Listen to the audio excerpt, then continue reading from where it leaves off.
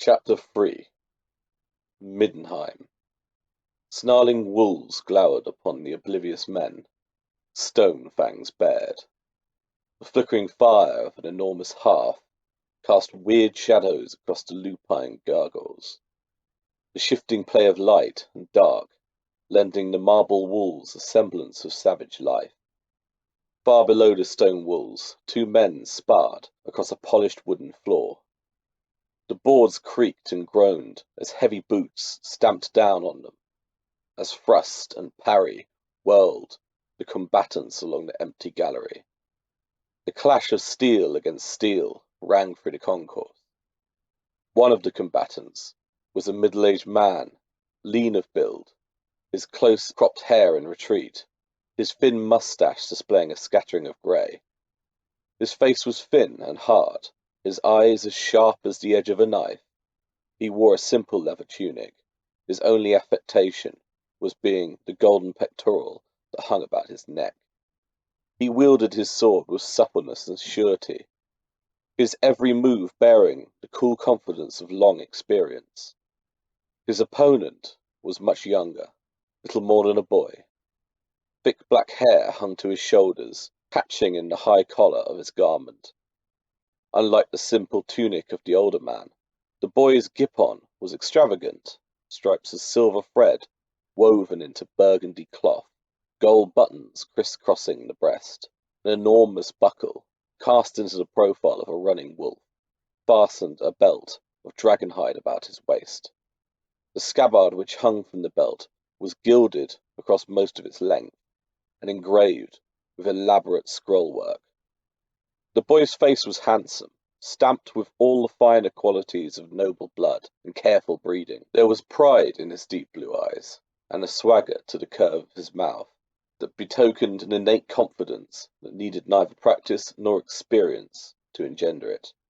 The will to accomplish was enough to embolden the boy and drive him to success. His swordmanship displayed a less refined, more primal style than the studied motions of the older man. It was emotion rather than skill which governed his blade, but such was the fire of his passion, the quickness of his reflexes, that his guard was impenetrable, his attacks avoided only for the narrowest margin. The older swordsman smiled as he twisted his wrist and blocked a slash from his adversary's blade. That would have been an impressive feint if you'd intended it as such, he told the boy. A smirk tugged at the corner of the boy's mouth. I don't need feints to sneak past your blade, old man. The other swordsman smiled back, rolling his blade across the back of the boy's sword, stabbing the point towards his breast. His foe dropped and shifted, swatting the thrust aside with the pommel of his own weapon. The older fighter nodded, impressed by the move. Nice work. I'd think you'd been studying the tricks of Estalian Distro, if I didn't know you have no patience for books. The boy jabbed his sword at his foe's left arm, then turned his entire body so that he followed through with a rolling slash at the man's right leg. Both attacks crashed against the other swordsman's intercepting blade. Why read it? There's nothing more to learn, Van Cleve, the boy quipped. The old man snorted with amusement, then brought his boot, stamping down, not upon the floor, but upon his adversary's foot. The boy danced back in surprise. For an instant, his guard was down. It was all the opening his instructor needed. The point of his sword pressed against the youth's belly, the cork cap sinking into the cloth of his doublet. If all you want to do is get killed, then there's nothing more I can teach you, Your Grace, Van Cleve said. Laughing, the boy brought his sword whipping around in a stunning display of speed and flourish, the edge pressing against his instructor's neck. That is a mortal wound, but not immediately fatal. We die together, old man. Smiling, he withdrew his blade, pausing to remove the nub of cork before returning it to its scabbard. Van Cleve sighed as he attended to his own weapon. I think, This Excellency, the Graf would take small comfort from knowing his only son dispatched his assassin before he died. The swordsman shook his head. You have an impressive natural aptitude, Prince Mandred, if you only apply yourself to the science of the sword. Mandred frowned. It was an argument he had heard many times, and the one that he didn't appreciate. especially since it was a trainer fort Van Cleave shared with his father. Techniques and skills of sword would ruin me. Tame a wolf, and you dull his fangs. A tame wolf lives longer, Van Cleave observed. A wild wolf is happier, retorted the prince. Van Cleave could see he would make no point sparring with his student's wit. Clicking his heels together, the Westerland bestowed to the prince and withdrew from the gallery. Mandred waited only until the swordsman was out of sight before turning and dashing down the stairway at the far end of the gallery. His sparring with Van Cleave had been frustrating today, and the prince had been impatient to extract himself from the duel. There was more important things than sword practice going on within the halls of Midden Palace. Noblemen and dignitaries from across the city had been arriving all day.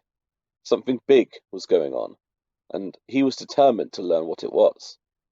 Stealing through the brooding halls of the palace, Mandred avoided the most populous corridors, using side passages and circling through empty chambers. He avoided encountering the small army of peasants who maintained the Graf's household, or the armed guards who saw the royal family's protection. The only one who noted his passing was Wotan, the hairy grey wolfhound lounging in one of the banquet halls, but the dog was more interested in the warmth of the blazing hearth than Mandred's activities. A wag of the tail was all the notice he paid the boy. Creeping along the heavy stone-wall corridors, Mandred reached his destination, a little waiting room adjoining the Graf's council chamber. There was a secret to the room, one which only a few people knew. A painting, set into the wall, could be tilted outwards upon a hinge once a hidden catch had been unlocked. Behind the painting was a pane of cloudy glass. It corresponded with a large mirror in the council chamber, but the reflective surface was only upon the outside. From the waiting room, a person could peer through the glass and observe whatever went on in the other room. The whole thing was dwarf work, as attested by the sharp runes carved on the edge of the glass. Mandred wondered about the trick behind the spy hole, but had long given up on puzzling it out for himself. Dwarf craft or witchcraft, it was enough that the trick worked. Gazing into the council chamber, Mandred could see 20 or so of the city's noblemen, seated around the circumference of the Horselstein, a great stone tablet carved from a single block of Ulrichsburg granite. Among the city's notables, he could see the glowering visage of Grand Master Arno Warsitz, his great red beard drooping upon his chest, the stern countenance of Ulrich, high priest of the White Wolf, his wolfskin robes matching his snowy hair and milky eyes staring blindly from the right side of his face. Thane Hardin Gunnarsson, chief of Middenheim's dwarves, his wizened face pulled into a perpetual frown. Besides such grim counsellors, Graf Gunthar looked cheerful and vibrant. His dark hair swept back, his long houppelande of ribbed kersey flowing about him, the dark blue of the loose gown contrasting with the sombre black and russets of his council. Any impression of cheer, however, did not reach the Graf's eyes. They were ringed by dark circles, their sapphire depths haunted by worry. "We are all agreed, then," Graf Gunthar told his councillors. "Middenheim will not be weakened to placate the diktats of a corrupt emperor. We will not dismiss our soldiers, and we will not empty the city's treasury to pay an unjust tax." The statement brought nods of affirmation from the assembled nobles. Thane Hardin stroked his blond beard and scowled at the gold-grubbing effrontery of the manling emperor. Even the worst gold-crazed dwarf wouldn't have dreamed up such a crooked scheme as Boris's plot to tax the human Dienstleut out of existence and leave his empire disarmed, defenseless. Graf Gunthar paced about the table, studying each of his advisers in turn. "You are all aware that defying Emperor Boris could mean he might raise an army to seize what he feels is owed to him." "Let him try," growled Grand Master Arno, clenching his fist. "That Drac rat will never breach Ulrichsburg."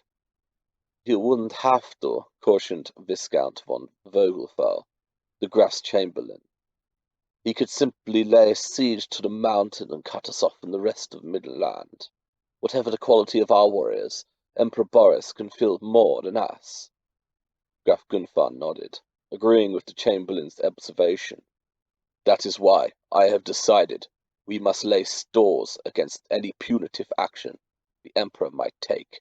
We must levy farms and freeholds around Ulrichsburg, double their harvest tax. I want the storehouses full to bursting before winter sets in.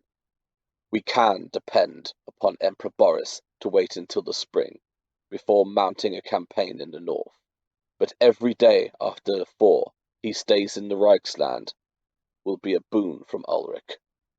The Raugrafs and Landgraves won't appreciate having their obligations increased, objected Duke Schneidereit. We face an emergency, Graf Gunthar snarled at the Duke. If we are to survive, every man must make sacrifices.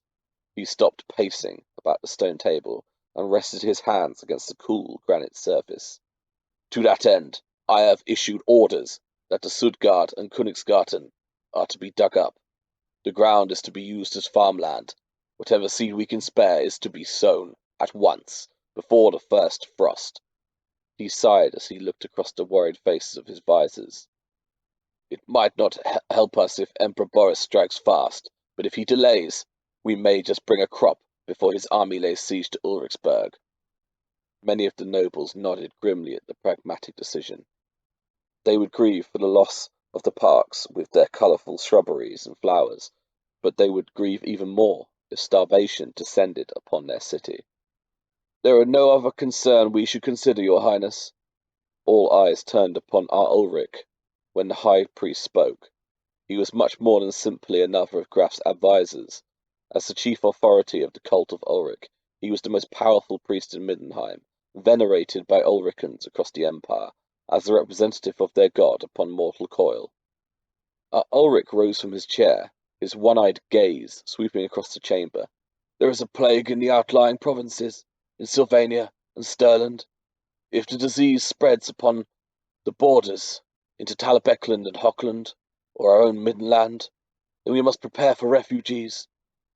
We have already taken in 3,000 Westerlanders, grumbled Viscount von Vogelthal, and another 2,000 Drachwolders. The city can't hold any more squatters.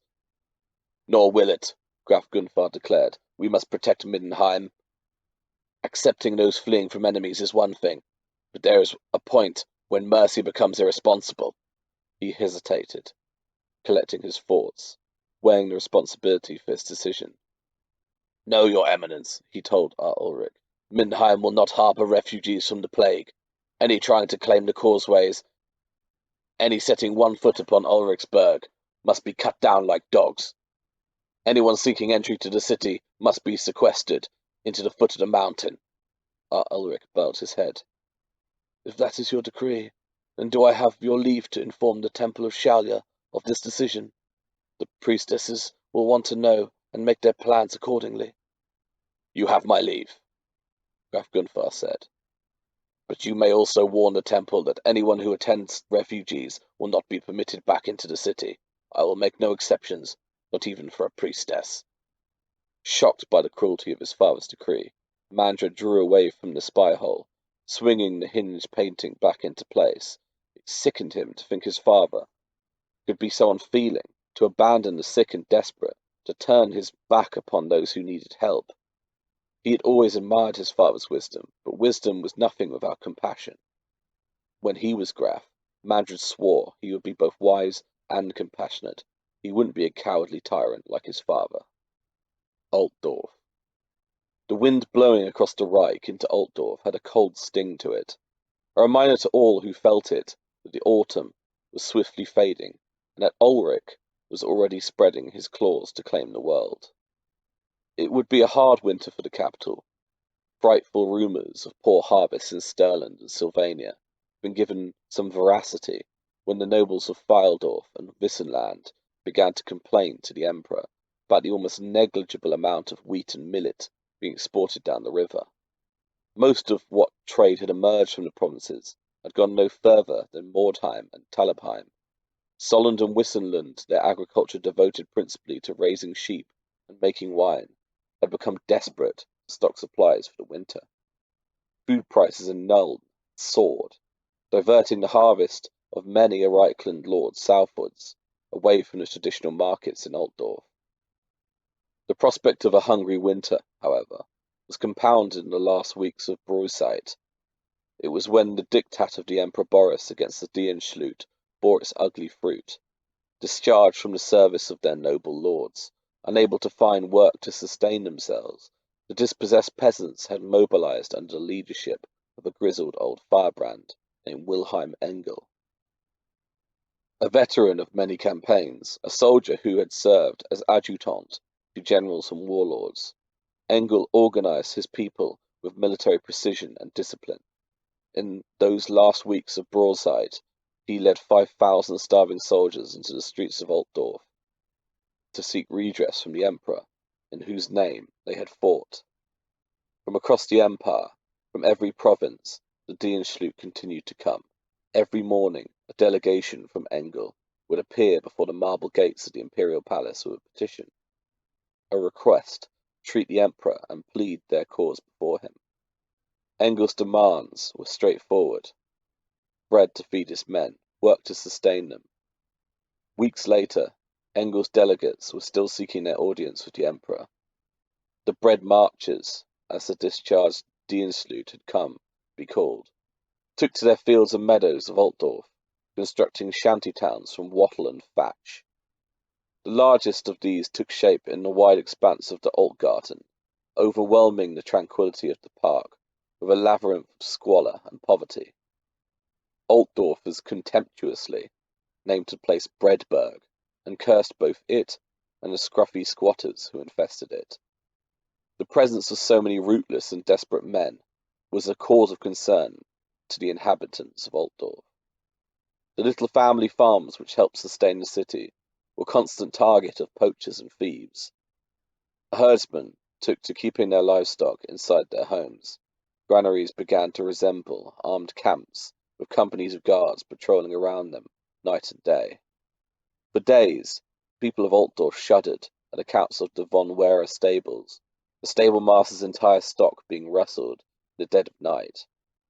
Cook fires, shining from the squalor of Breadburg, told the rest of the story. From the towers of the Reichsschloss, the extent of the shanty town could be viewed in full. Trolling the battlements of their fortress, the knights of the Reichsknecht watched as the number of Engel's bread marchers continued to swell. As more and more of the park was raised to make room for the expanding morass of shacks and hovels, the knights felt a coldness settle about their hearts. From their vantage, they could see the terrible menace that was growing right inside the city walls.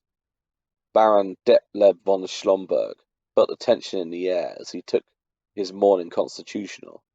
3 circuits of the castle walls had been his habit since taking the position of Grand Master of the Reichsknecht. He felt that the combination of exercise and fresh air was conducive to good health and a clear mind. This morning, however, he was making his 5th circuit of the wall, and his thoughts were still filled with dread. Von Schlomberg's heart went out to the bread marchers and their cause. He felt great sympathy for these men, who had lost the security of their homes and positions. At the same time, he could not afford to ignore the threat these desperate starving men represented to the peace and security of Altdorf. Lost in his thoughts, von Schlomberg couldn't see Captain Erich von Krausbühler until he'd almost walked straight into the young knight. "My apologies, my lord," Erich said, snapping to attention. Von Schlomberg gave the knight a tired smile. "Entirely my fault," he said, then uttered a dry chuckle. "I should thank you. If not for your intervention, I might have walked right off the parapet." "Scarcely the heroic death worthy of a Grand Master," Erich replied, falling into the step beside von Schlomberg as the Baron marched towards the edge of the parapet. The Baron gazed about across the slanted roofs of Altdorf, concentrating his eyes upon the jumbled confusion of Breadburg. "There are many things beneath the dignity of Reichsknecht," von Schlomberg sighed. "But I fear we will be called upon to do them just the same." "The bread marchers?" Erich asked, following the captain's gaze. "Surely that is a problem for Schutz and Wehrlein." Von Schlomberg shook his head, his expression turning even more grim. Perhaps at one time the city guard could have handled Engel's people, but the problem has grown too big for the shooters. He slammed his palm against the cold stone of the parapet. By Verena, why did Prince Sigdan take some steps to stop this? Thousands of starving men swarming his city, and he does nothing. Perhaps he didn't have the heart to turn them away, Eric suggested. These aren't a rabble of vagabonds. These are Dienschlut discharged by their lords, without thought or provision, men who risk their lives trying to keep the Empire safe. I share his sentiment, von Schlomberg said. Except for the officers, every knight in the Reichsknecht is a Dienstmann, a vassal of Emperor Boris.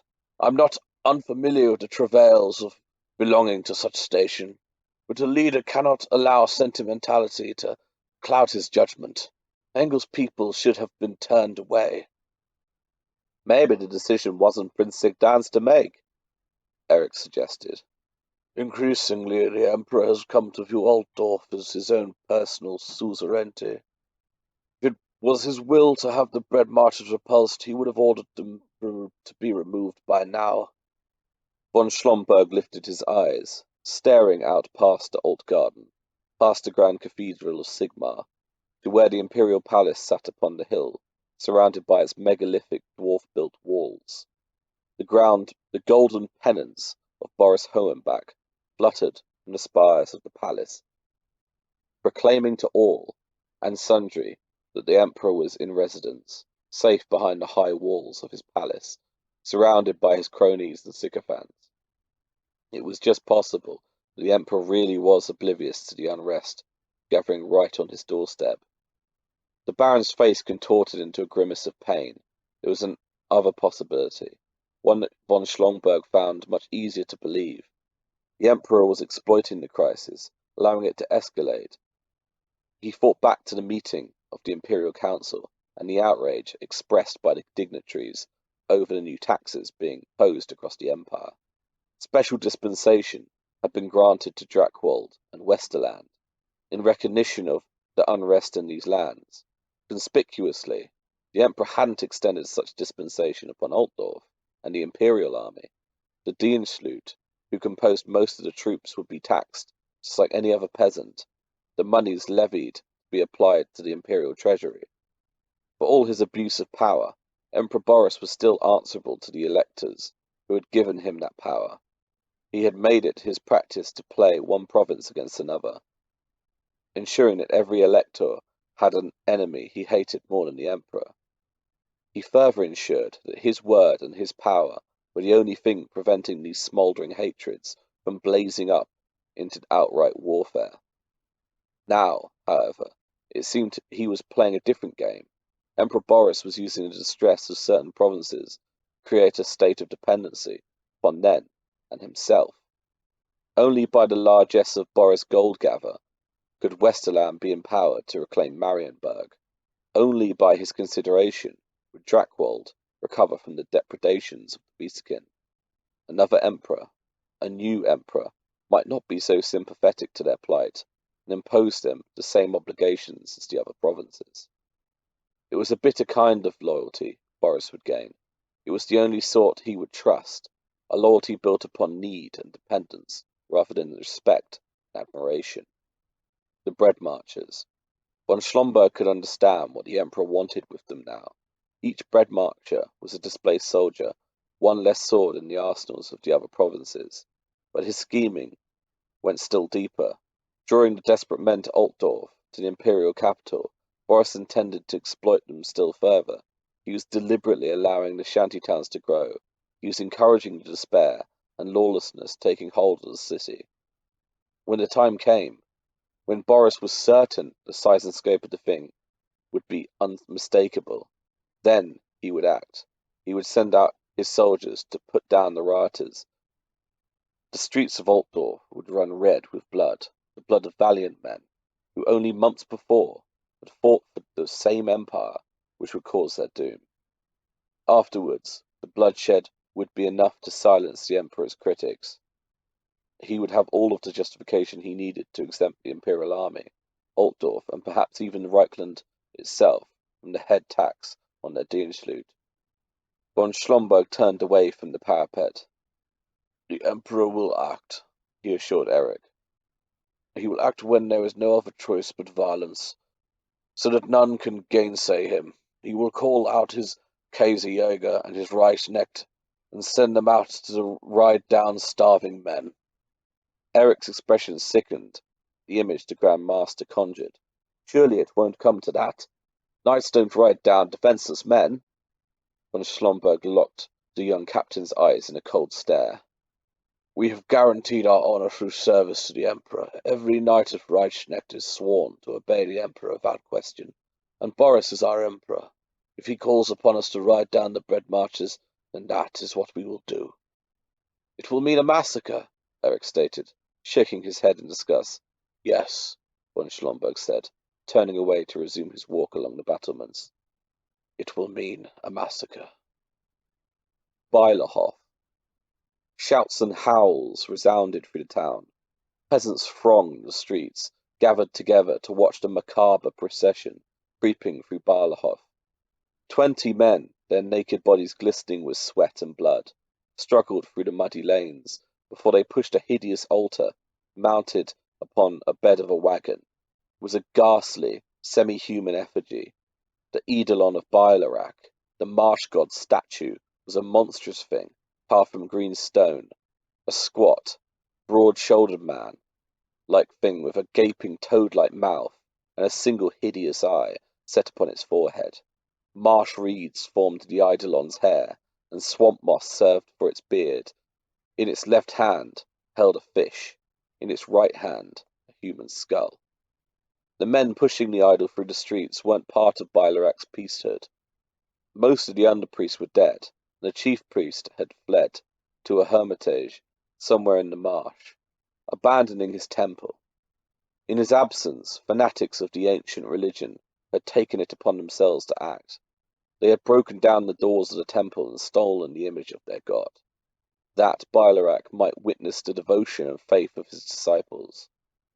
Through the streets the procession crept.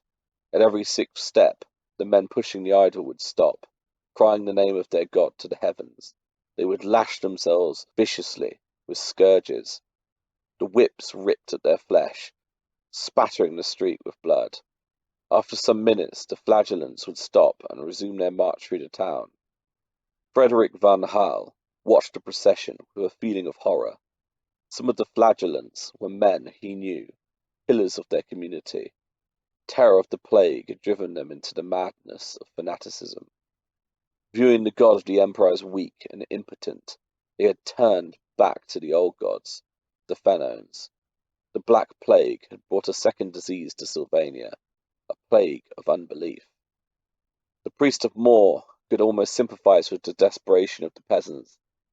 They had watched their priests and priestesses die all around them, unable to stop the plague, unable to bring beneficence of the god to the stricken community. If Shallya and Moor could not protect their own servants, then what hope was there for a simple commoner? Such was the attitude of the laity, but to the clergymen things were not so simple. Frederick understood that the gods worked through faith, that at those times when all hope was lost was when it was the most important to cling to faith. The gods tested men, tested the strength of their will and determination, but only through ordeal could the true quality of a man be revealed. The priest pulled his robe tighter about his chest as a chill swept through his body. Such were the ways of benevolent gods.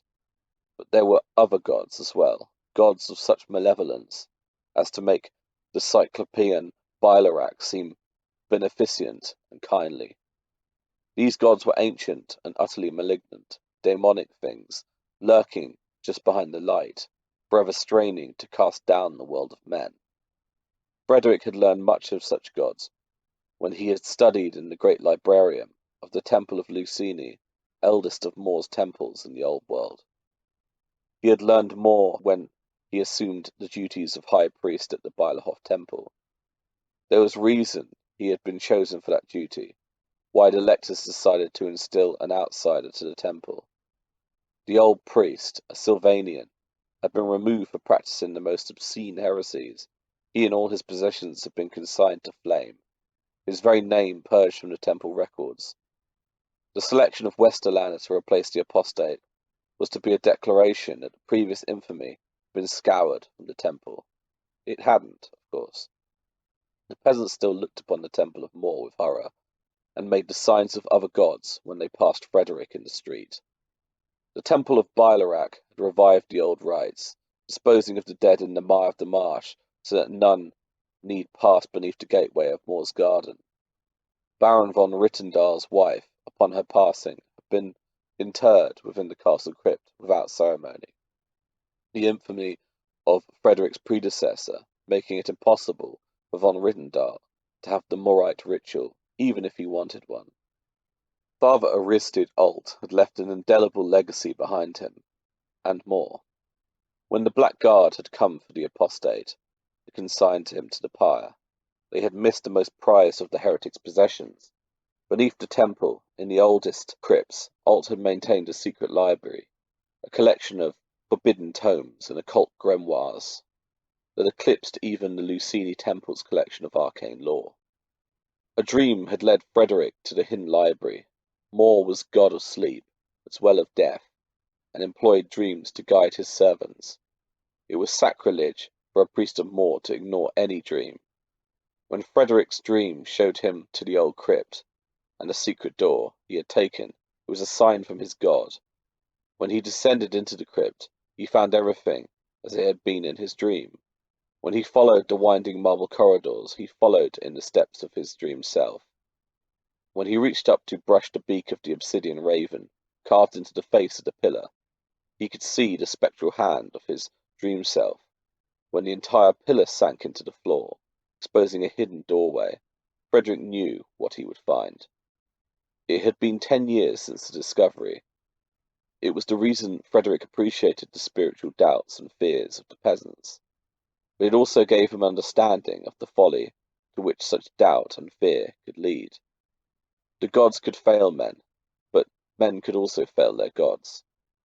Evil times need not be a token of good gods, but a sending of evil ones to tempt men into the clutches of old night.